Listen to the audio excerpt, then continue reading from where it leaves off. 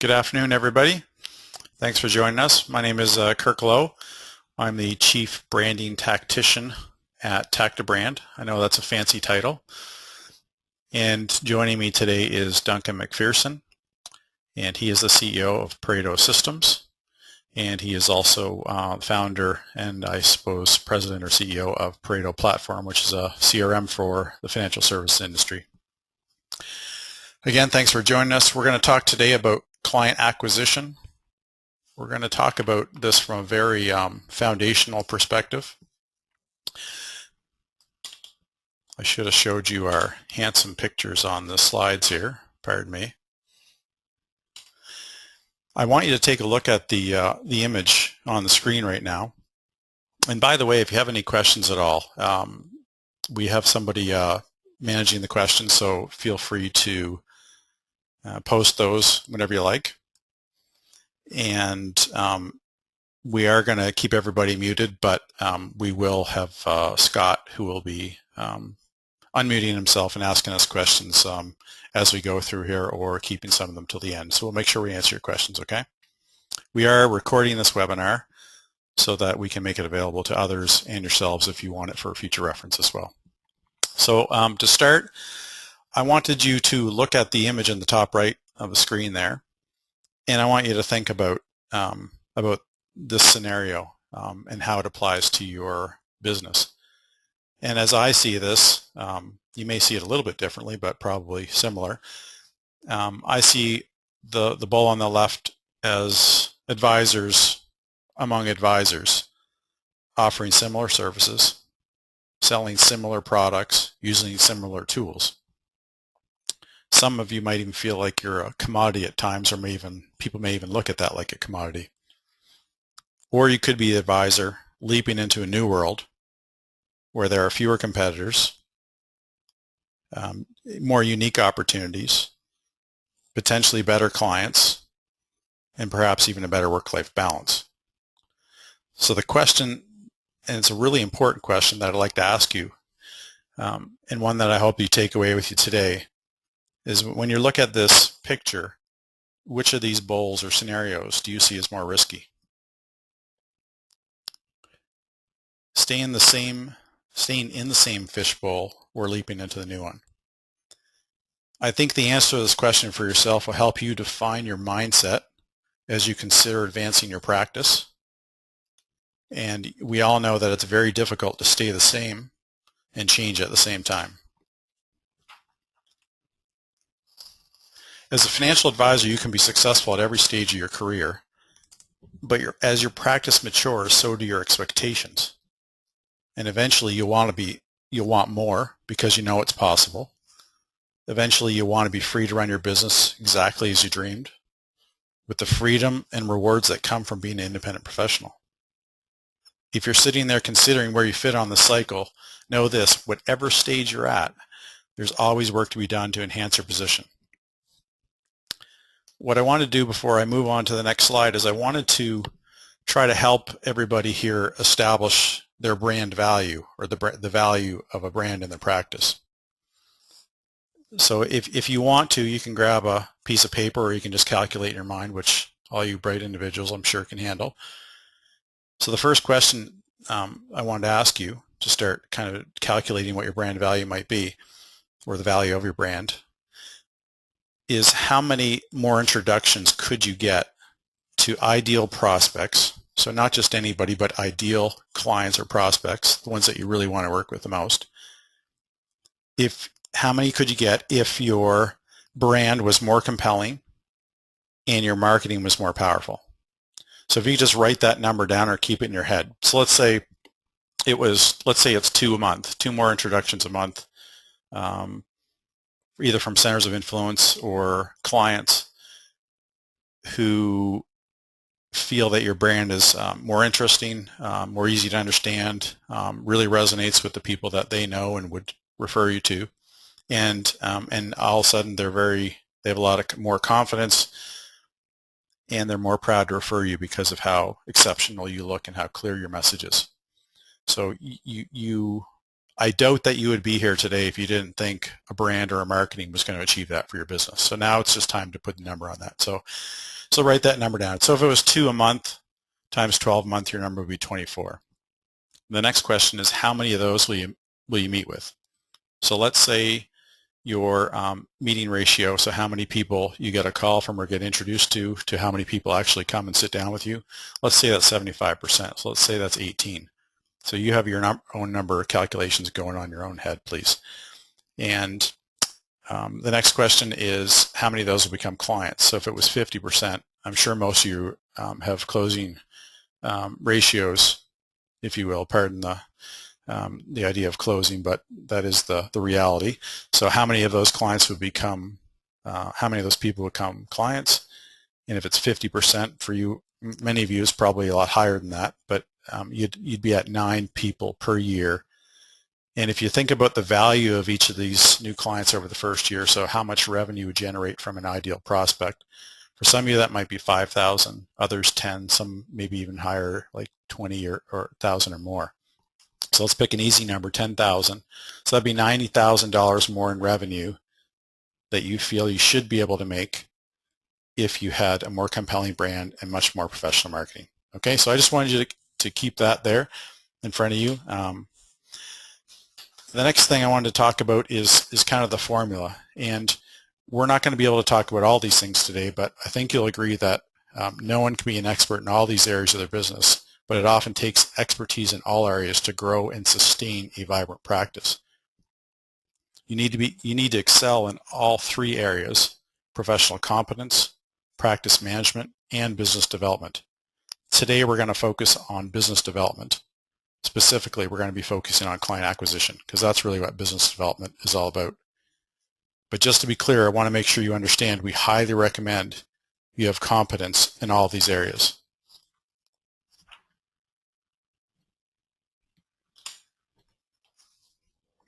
When we talk about business development, like I said, we're really talking about is client acquisition, how to attract and engage prospects, and preferably this is ideal candidates, your most profitable and or your favorite clients, the kind of clients you want to duplicate over and over again. There's a lot of client acquisition experts out there, yourself included. No one knows your business better than you, but at the same time, it's always helpful, sometimes even necessary, to get an outside perspective, to assess what your business truly looks like and what improvements are needed to move forward. I want to share with you 3 business building pillars, and they're outlined on the screen in front of you there. The first one is, before you do any marketing, make sure you have a clear and compelling story to share.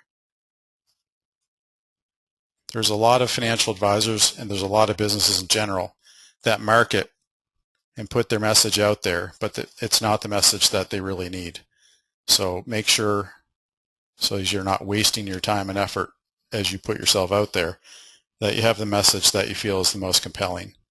And by compelling, I mean speaks to your strengths and resonates with the kind of people that you want to work with. So clearly you need to know a lot about yourself and you need to know a lot about your audience. The second one here is that your marketing should scream credibility and professionalism, and that starts with content, but not just marketing copy, real content. And we're going to speak specifically about these 3 things in the next couple slides. The third thing is you need to be diligent about getting your message out there to the right people in the right way. So here's the good, the bad, and the inspiring as it relates to how you pursue client acquisition strategies in your business. The good news is that if you focus on building your marketing foundation, keeping these pillars in mind, you're well on your way. The bad news is that it requires an investment of time and money to do it the right way. For some perspective here, it took TactiBrand somewhere between 12 and 18 months to develop the current content offering that we have. I'm going to share a little bit some of the different things that we're doing. This webinar is one of those things, but we've got a number of free marketing resources on our website. We've got some reports that we did based on Barron's top 100 financial advisors. We've got a branding assessment that we put online that's very engaging. If you hadn't had a chance to take that, I'll give you the link later on. But we've had a lot of people taking that, a lot of people downloading our papers. We've got a blog where people can go learn more about our point of view and perspectives and give us, it's a place where we can share not just ideas and insight, but tools and resources. So it's not building a marketing strategy is not something that you can do in a couple of months for most people. You need to build all these assets, and content isn't just about hiring a marketing company to develop marketing copy for you or a website. It's building all the stuff, the packaging, the nuggets that show off your credibility and professionalism. The third, which I think is inspiring, and it's twofold. The first is that the process I outlined here is more than most advisors are committed to doing. And that's actually good news for the ones who decide they want to move forward with it. Many advisors will pursue the path to least resistance, and I'm not trying to beat up on anybody. It's just the reality for a lot of people, maybe not knowing, having the right ideas or the right mentor to guide them. But so a lot of them will probably pursue magic marketing bullets, and fewer will actually take the path to greatest success. So there'll be less competition for those of you who really dig down and build your marketing foundation the way you ought to. Secondly, going through each of these pillars that I just outlined, and we'll speak more about, it won't just improve your marketing, it actually improves your confidence and your ability to close business.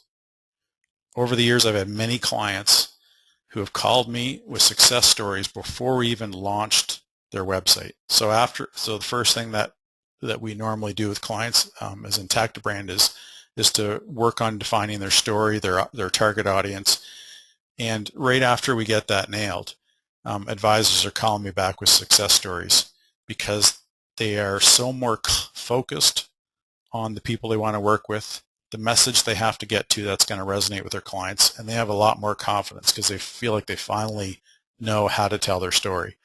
So that alone is a huge benefit. Duncan, I'm kind of rolling along here. Yeah. Yeah, Kurt, can I chime in there? Yeah, absolutely.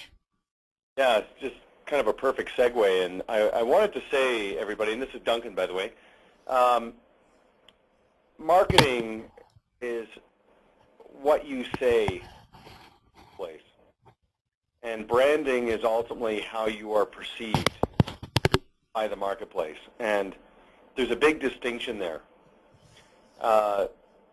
You're managing money, you're also managing people, relationships, expectations, and perceptions based on how you communicate.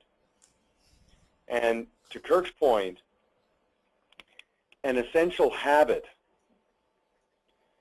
is to take the abstract of what you do into things that are that make what you do a lot easier to conceptualize,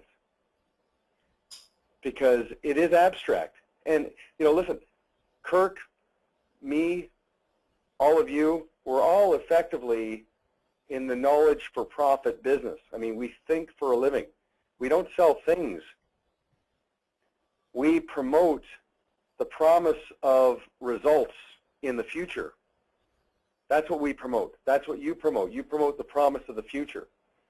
And in your space, of course, you think about all the different things that are conspiring against you, all the external issues, the winds, so to speak. Well, you've heard the old metaphor, right? It's not the winds of opportunity, it's the set of the sail. It's how you set your sail. And branding is a key component to that. And back to the whole thing about a habit, I would ask you to develop a habit of taking knowledge out of your head and creating content. This is a shameless plug for us, okay? But just understand where I'm going with this. A while back, I wrote a little document called the top 10 questions asked before hiring a coach.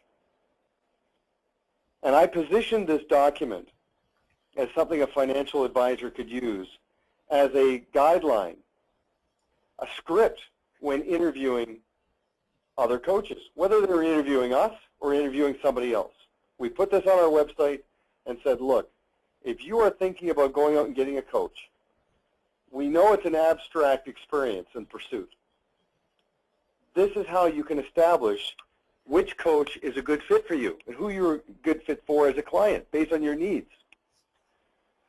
Well, I have to tell you that that little tool was not only something that people could hold in their hands, but it also gave them a specific track and a process to discover which coach would be a good fit based on their mindset, their philosophy, their methodologies, and so on.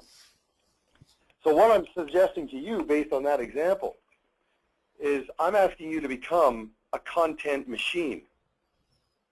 And I know there's all sorts of hassles and realities with respect to compliance and all that, but if you make this a habit, a ritual, it will not only support your social media efforts, but also what you're doing is you are creating a bridge that you can help your clients use to introduce you to people and let their friends and family members get to know you before they even meet you using your content.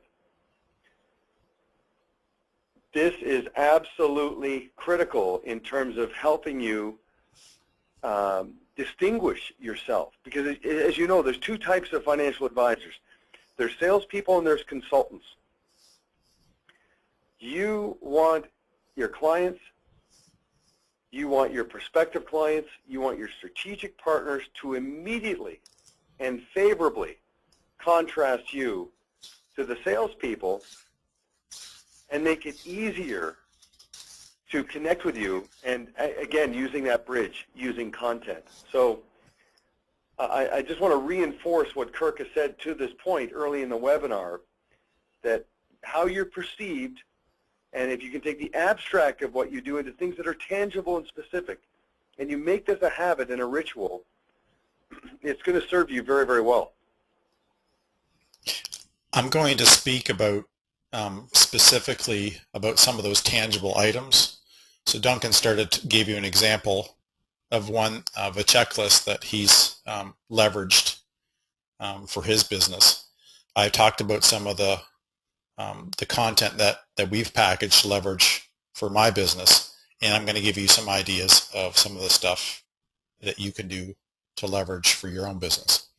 And I'm going to speak specifically about social media as well, because there's I think some troubling things going on with how social media companies are introducing financial advisors to their world.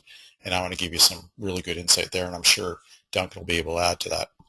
So let's start talking about branding. So it's really the three pillars that I mentioned earlier, the three pillars of client acquisition.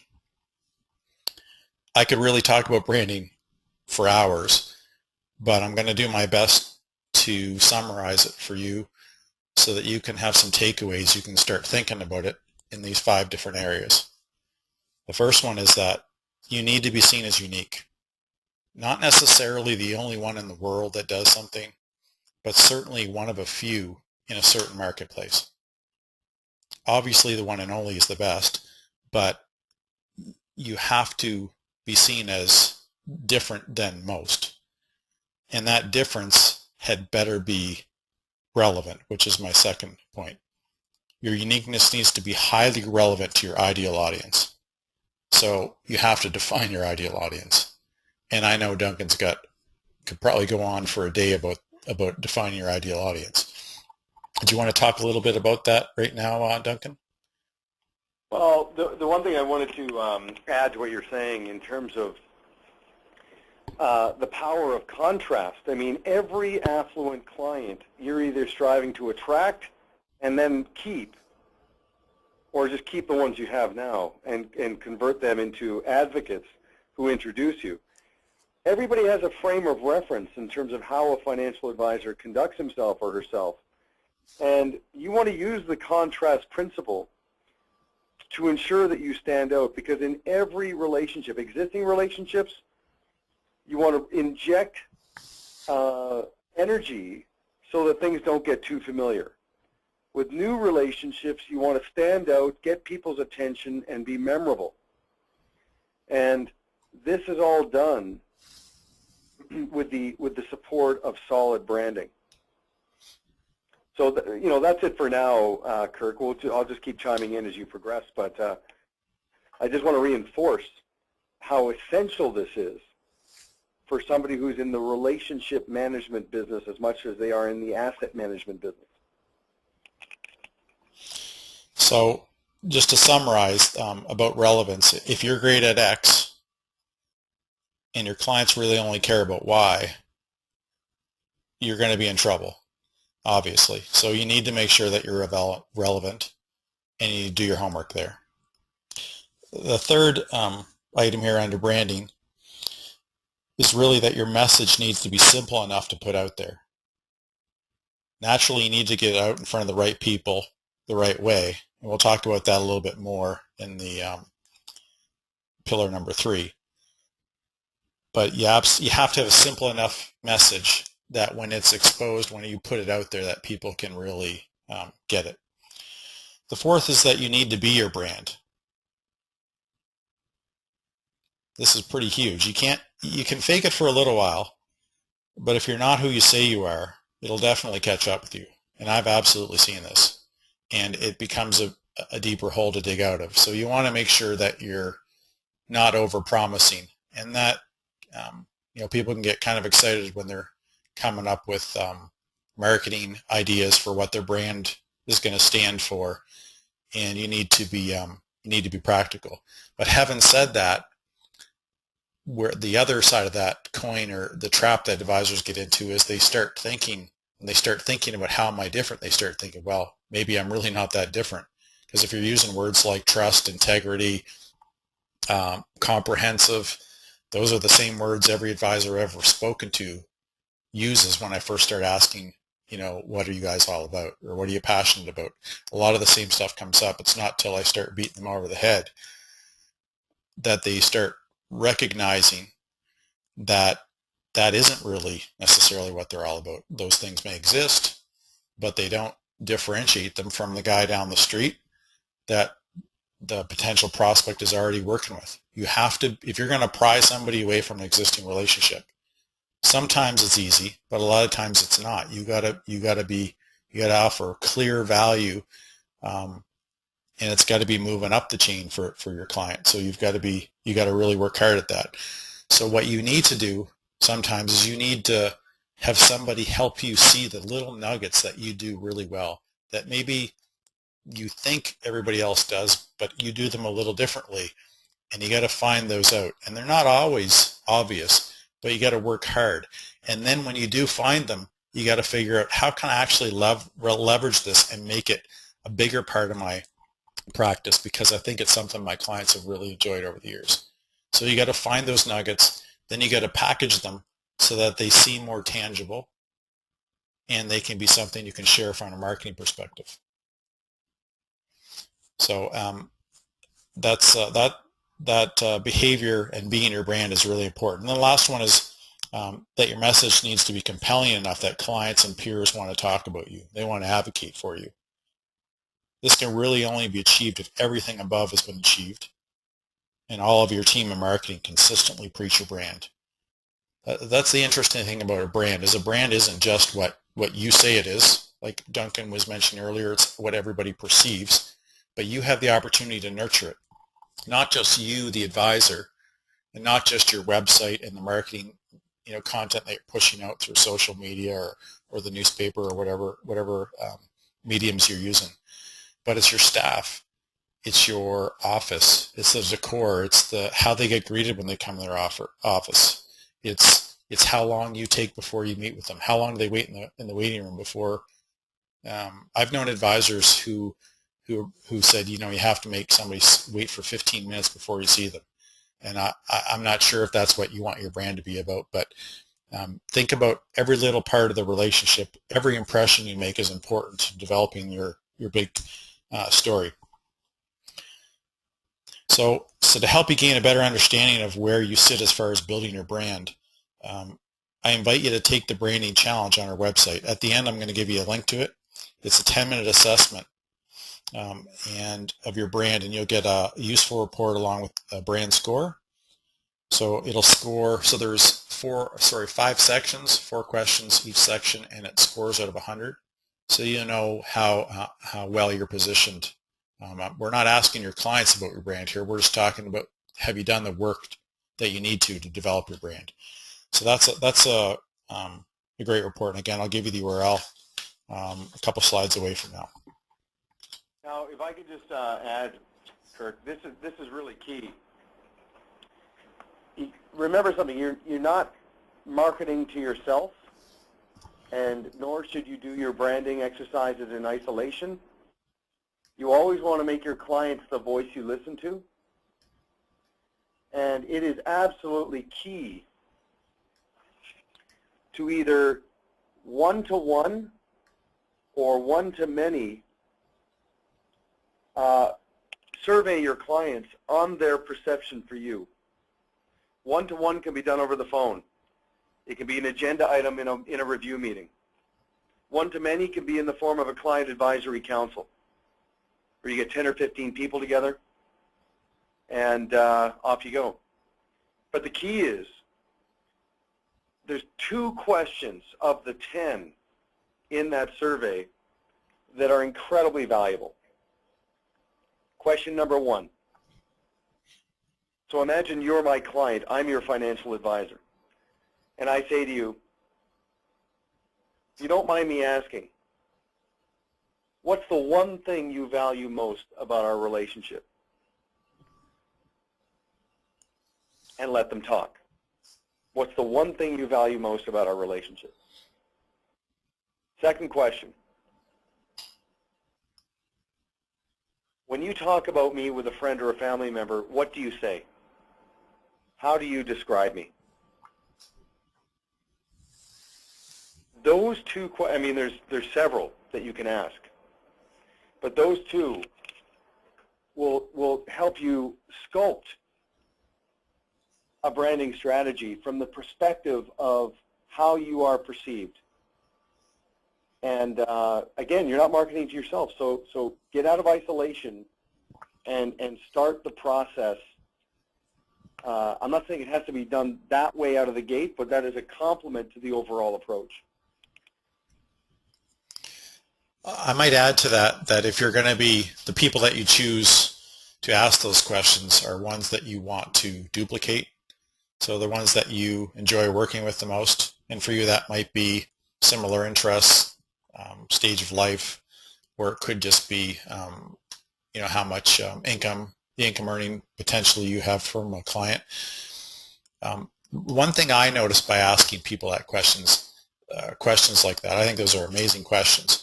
Sometimes you'll get safe answers, and you'll know your client well enough and your ability to delve deeper, but it may be worth trying to dig deeper sometimes to try to find out what's beneath what their first answer might appear. And I've found a lot of times you might get the safe answer, and I think that's what I get a lot when I ask advisors about what they're passionate about or why they're in the business or what their clients think of them. And then when I really start to go, kind of make it more difficult for them by asking them harder questions, where I get the real nuggets. Naturally, you got to be careful about doing that with your clients, especially best ones, but you can gauge that and try to get what you feel is the most honest, best answer from them. Because your clients may actually say something that is really intriguing that you hadn't thought of, and that becomes one of the ideas that you can start to blossom your brand into. So those are great ideas, Duncan. What I want to speak about right now are our marketing assets. This is an area that I've been talking a lot about lately, a lot, and I don't think it's being talked about enough, and that's developing marketing assets for your business.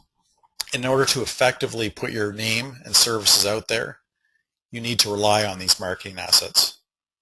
It might seem like a new way of doing business, but it's not really. Doing new business with new people has always been about building rapport, showing the prospect or the prospective client that you know that you're an expert, that you know a lot, and that you can be trusted to adhere to professional standards.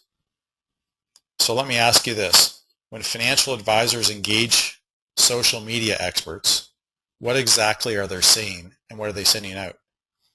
And I've been troubled by this because I know there's a lot of social media experts. There's a lot of people who proclaim to be social media experts who are out there targeting financial advisors. And most advisors that I know or speak with are relatively overwhelmed with what strategy, and I think what they're most overwhelmed with is what am I going to say? And I think some of the social media experts that I see out there aren't really helping advisors find the kind of content that helps them establish a brand and really gets them noticed. So what most social media experts are doing is they're telling financial advisors to curate content. And curate is basically take somebody else's news or story. And it's mostly what I see in LinkedIn, which is where I spend most of my time from a social media perspective.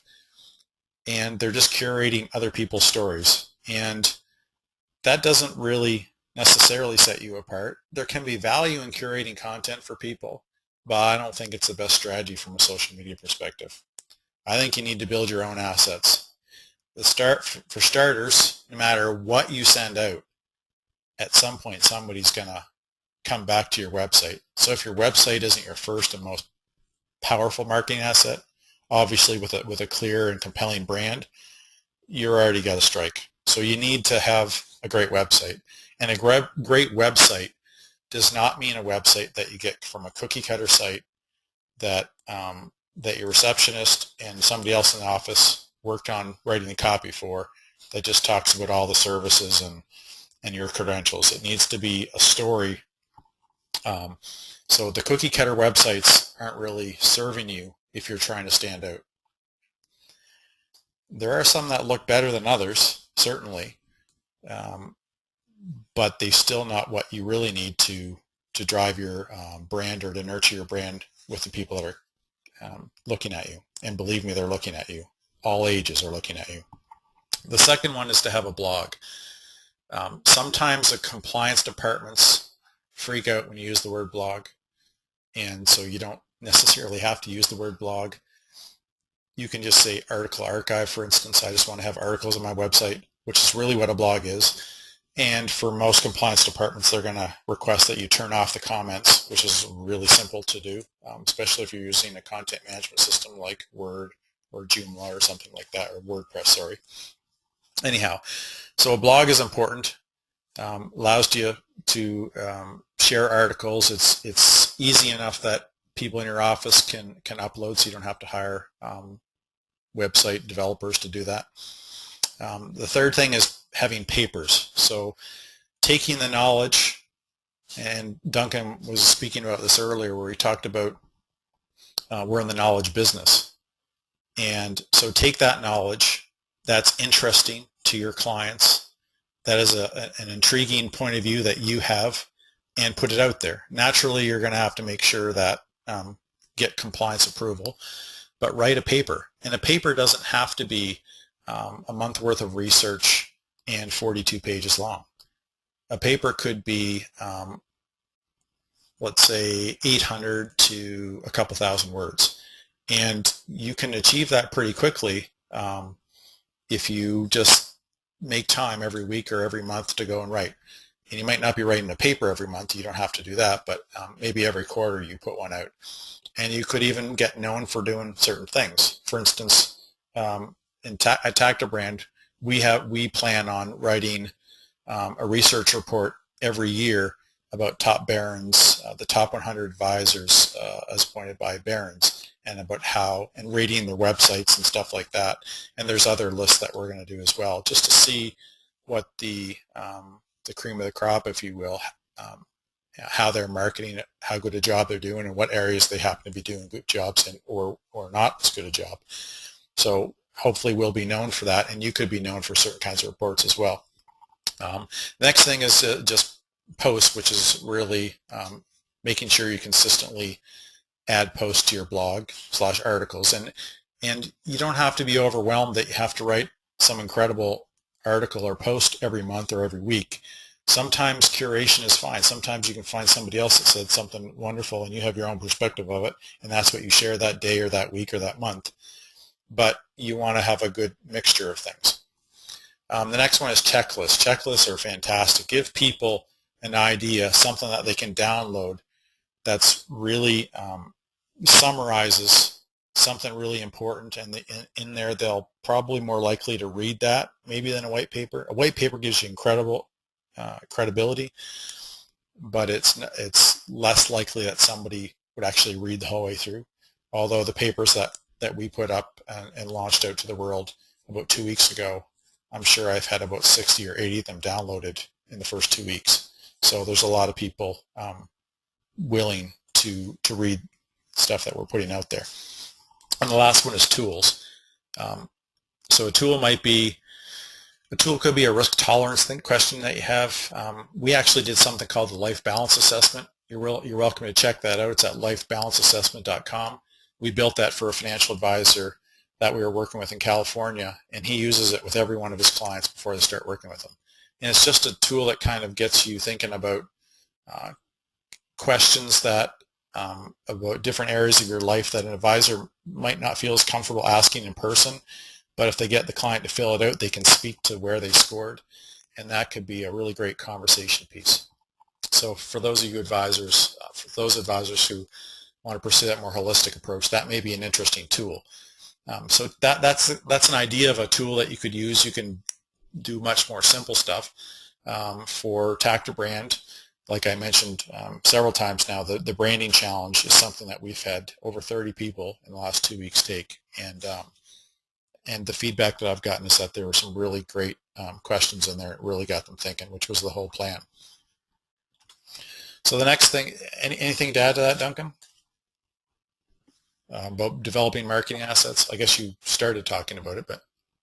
Well, okay, step one, and I kind of hinted at this, was the need for this to become part of your ritual, part of your day-to-day approach. You know, like, I got to tell you, a while back, I read a great book called A Short History of Financial Euphoria by John Kenneth Galbraith. Great little book. Just talking, a historical tour of all the meaningful events that have happened in the markets that basically say, look, things change, but human nature is about the same. Very powerful book.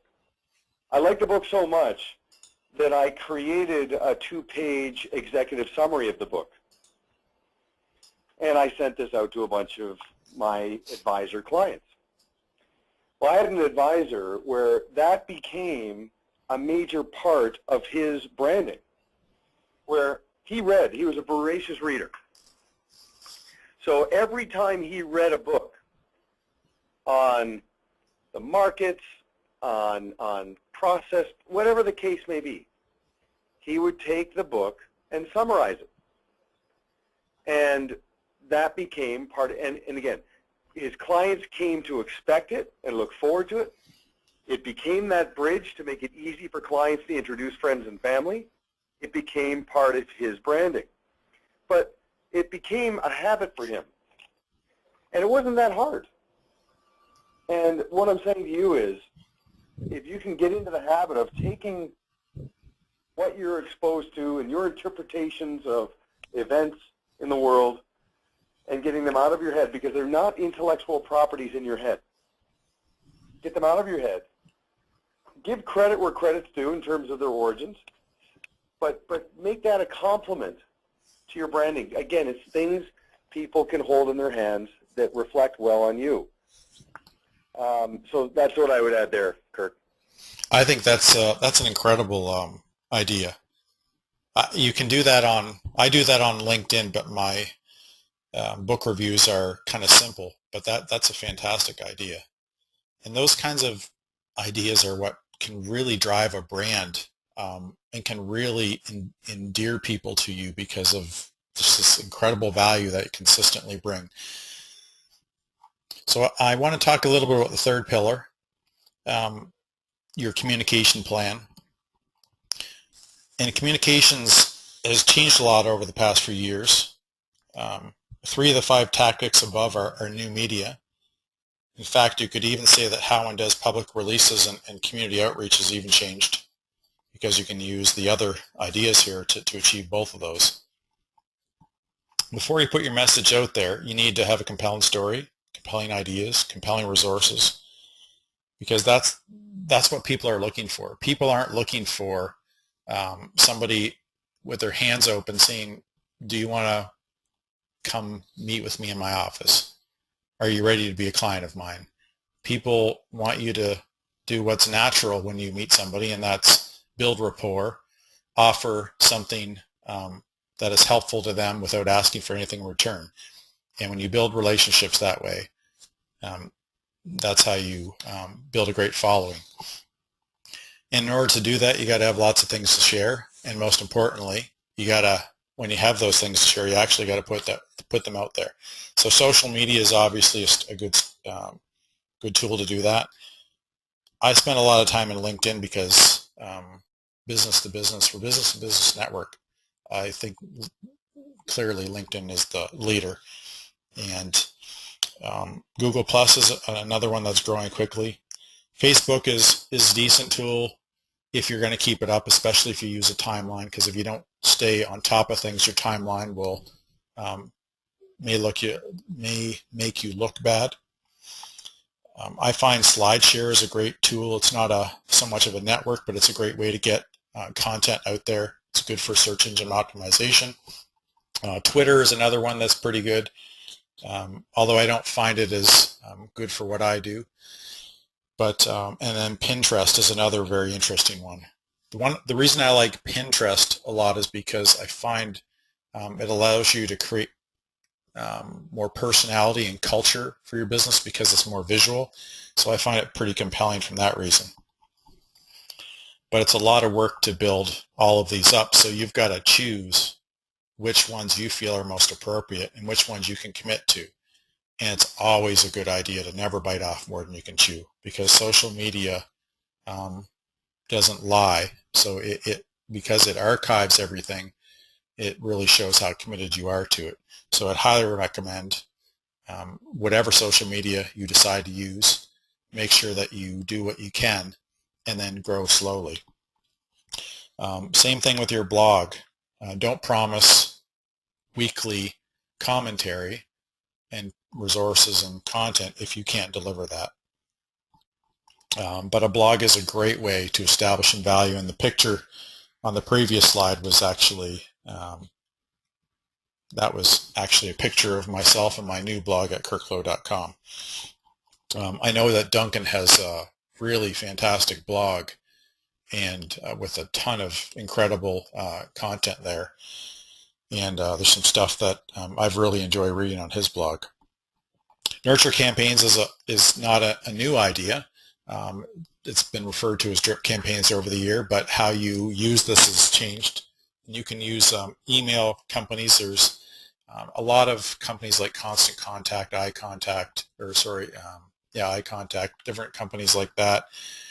They'll have automated like autoresponders that you can set up, but there's more sophisticated companies like HubSpot, and that's HubSpot.com.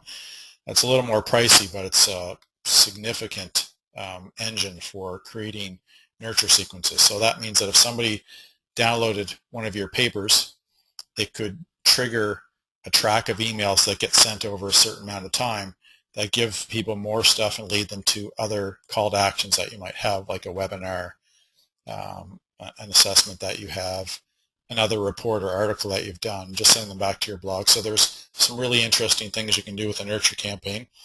PR is another one. You can use online PR services, or you can just go find all the contacts to local mediums, so newspaper, websites, whatever, and just whenever you have something new that you think is might get picked up, you can either write a press release for it, or you can just say, here's an article I wrote recently, and share it with those people on a consistent basis. And once you get those contacts in a database, it's pretty easy to share everything you do with them. So PR, you can actually control yourself, or have somebody in your office do it. If you want to get more serious about it, there are PR consultants in the financial service industry that, and I know of one good one if you ever need a connection to something like that. And then there's the community. So making sure that when you're out there, you're not, that you're putting yourself out there. That could be through Facebook, for instance. It could just be sponsoring events, showing up to help, and just making sure that your community understands that you're not just there to take from the community, as in earning revenue from everybody, but you're there to give back. And a blog and social media are a great way to share your community involvement or your opinions and stuff like that. So the last slide is really to confirm or help you confirm for yourself that you need, when you're thinking about your business development plan or your client acquisition strategies, think about the outcomes that you want. And the outcomes should be more inquiries, because your story is more interesting and people talk about it. One of the greatest compliments that I remember getting from a client about a year ago was, we created a really intriguing brand for this company, and he said that when we came to us, I want to create something that starts a lot of conversations. And the compliment was that I've had more conversations in the last month than I've had in the last year, because when I tell people what the name of my company is and what we do, they just want to engage in conversation. They're so interested, and that's a great thing for your brand to do. If the more professional and credible you are, obviously you're going to get more endorsements from your peers, and hopefully more referrals to ideal clients as well. Anything to add to that, Duncan? You know, the menu of options available to you, whether it's PR, social media, whatever the case may be, just remember that, you know, it could really be a rabbit hole. I mean, I often refer to social networking as social not working, because it's classic spray and pray if it's not done properly. It's easy to mistake movement for achievement. You know, like, you're busy, but there's not a whole lot happening. David Ogilvy, one of the most famous people ever in marketing, he said that half of all marketing is wasted. We just don't know which half. And you have to go into that whole area with a mindset that says, you know, if I'm gonna do this, I'm gonna do it, and I'm gonna stick with it. A lot of people bail because it doesn't get the results they're looking for. It doesn't impact their next paycheck. I mean, that's not what this does. This takes time to build. And if you think about that signal to noise ratio, there's a lot of noise out there. And the one way you distance yourself from the noise is through familiarity over time, consistency, continuity, as Kirk was saying. And get to the point where people, you know, just, you know, your branding and your content and the way you drive all of that coincides with a stage of readiness, when somebody's ready to act. You just don't know when. But that's what I would add to that, is that, you know, have a plan, but resign yourself to the fact that this is going to take time to build. There's intangible merit that happens first, and then in time, your phone starts to ring.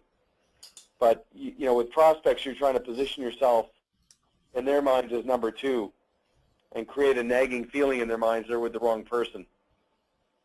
With clients, you're trying to competitor-proof and insulate them from factors like, you know, all the competitive issues, and just make sure that they don't take you for granted. And that's what branding can do, but it does take time.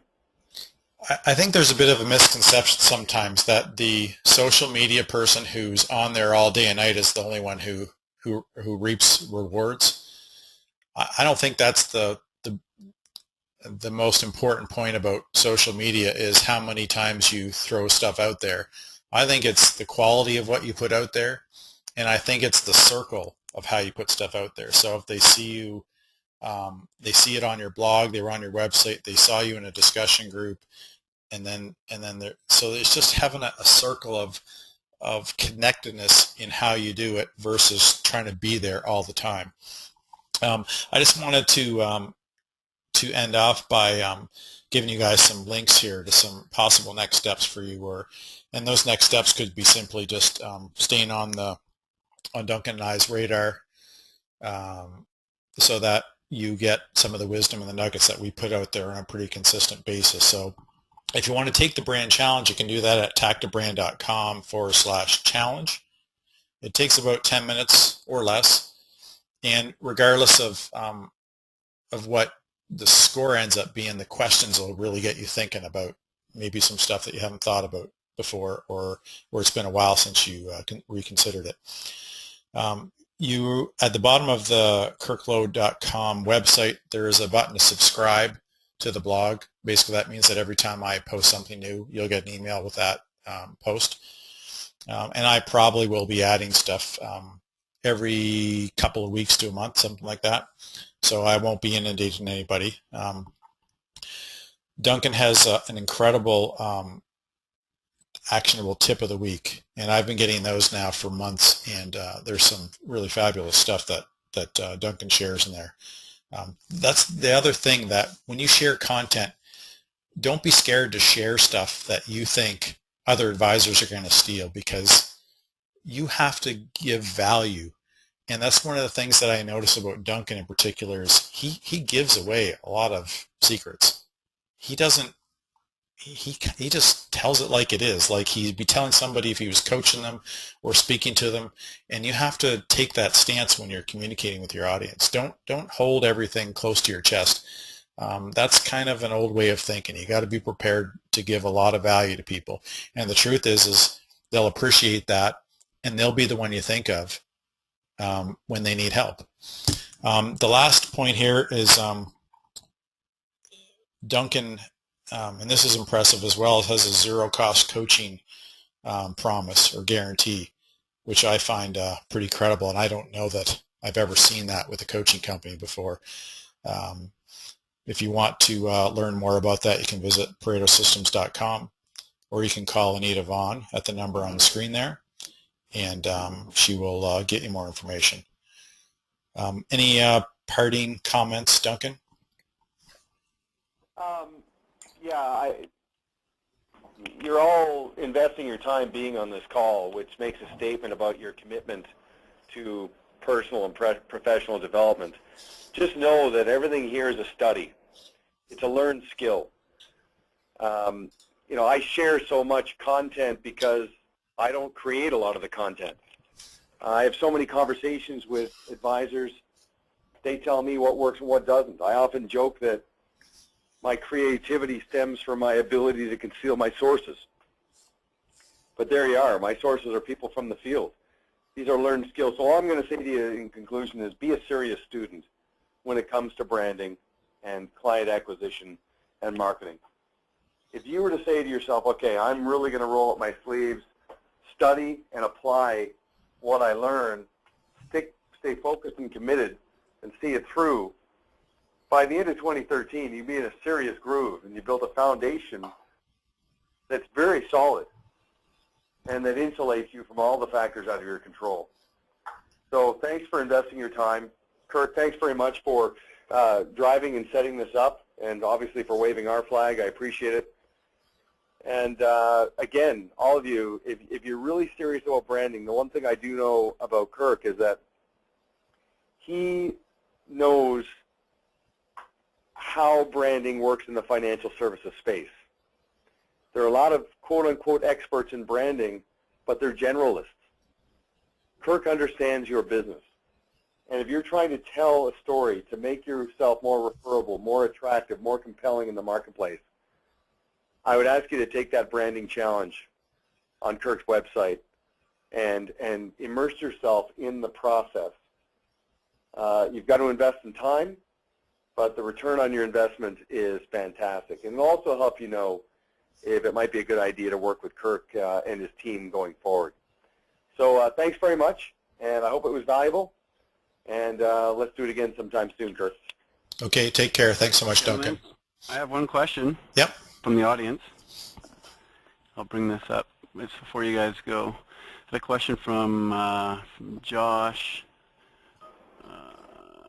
Sorry, I just lost it. 24 years old, new in the industry, and don't know a lot of people with dollars, and think cold calling is archaic and intrusive. How do you recommend I get in front of prospects after developing my brand?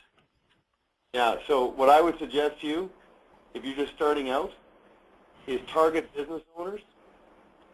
And the 3 things I would tell you to do: number 1, read a book called The E-Myth by Michael Gerber. And number 2, read a book called The Millionaire Next Door by Thomas Stanley. Understand how a business owner works and thinks. And then I want you to cold call business owners, but with a twist. I don't want you to call them up to try to sell them on becoming a client. I want you to call them up and say, look, I'm a financial advisor. I've made the decision to work exclusively with business owners. And what I'm wondering is, would you be interested in spending a bit of time with me so I could pick your brain to understand what it is a business owner looks for in a financial advisor relationship? And I mean, this is just one of a million different ideas, but this is what I would do if I were you. If you could know now what I've seen in this business over the years, this is the way to do it. And then it just becomes an activity. It becomes a numbers game. And in the entrepreneurial world, every entrepreneur has had a mentor. And there is a natural law of reciprocity, where if you put yourself out there and just basically say, look, I want to know how to make myself indispensable to business owners, you will have several that will go for lunch, go for coffee, tell you what they don't like about their advisor, tell you what they want, tell you about their lives, their hopes, their dreams, their businesses, and it allows you to get connected. Now, a business owner himself or herself in the beginning might not want to work with you, but they're influential. They know a lot of people. And if there's chemistry between you and he or her, something positive will happen. But if I were 24 years old becoming a financial advisor today, that's exactly what I would do. And I would do it relentlessly, continuously, and then talk to me in 5 years. And I'm telling you, in 5 years, you will be a force in this business. Don't ask me what you can do to make your phone ring next month. But if you want to become, just an absolute beacon of success in this business, that's what I'd suggest you do. And imagine, Josh, if you do that, and that business owner who's going to check you out comes back to your website, and they're really blown away with somebody, having gone to the extent that you have to develop your story and to build a website that they can actually, that resonates with them. So I think that's a pretty incredible idea that Duncan just shared. It may or may not be the right time for you to invest in your brand as far as whether or not your budget allows it, but it'd be the right step. But you got to figure that out for yourself. Any other questions, Scott? No other questions at this time. Okay, thanks again. Pleasure, Duncan, as always. Thanks everybody for joining us. Have a wonderful day.